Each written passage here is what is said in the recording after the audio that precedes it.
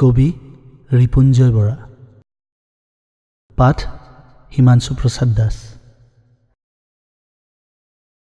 মোৰ কি হৈছে? মানুহৰ প্ৰাচীন মমতাৰ দৰে হেন্দলনি তুলি কোনে বগাইছে মোৰ শৰীৰত?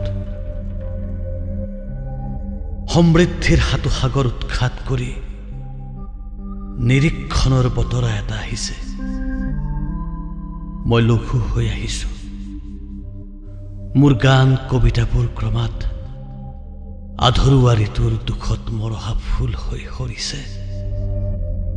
মই জনা নাছিলো ইমান পলকতে সমনীয়াৰ সুহুৰিৰ সোঁৱৰণি মোহাৰি শেষ কৰিব পৰাকৈ এটাও মুহূৰ্ত। হঠাৎ মোৰ কি হৈছে কাৰ্চিনমা?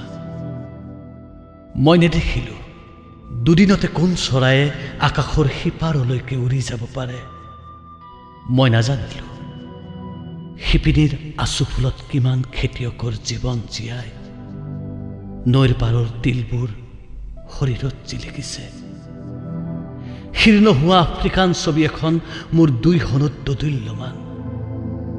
দিনৰ ভোক ৰাতিৰ পেটত, ৰাতিৰ ভোক অনাহাৰে অনিদ্ৰাই পৰি ৰৈছে বিছনাৰ তলৰ চৰিয়াত।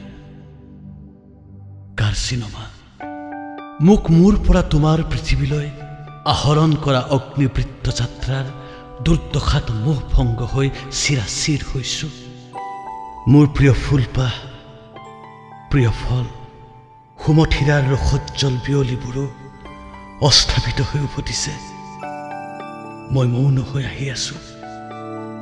মোৰ অনুচ্চাৰিত প্ৰাৰ্থনাৰ মংগলেৰে মোক মাৰি নিয়া। ইয়াত কি ৰৈ গ'ল মই নাজানো। ভালপোৱা উত্তৰহীন, প্ৰশ্নহীন আৰু নীৰৱতা কেৱল। ইমান জটিল পৰীক্ষাগাৰত মোক বিশ্লেষণৰ পাছতো নিৰুত্তাপ জীৱনৰ স্থিৰ মায়াত মই কিয় ছটফটাই মৰো?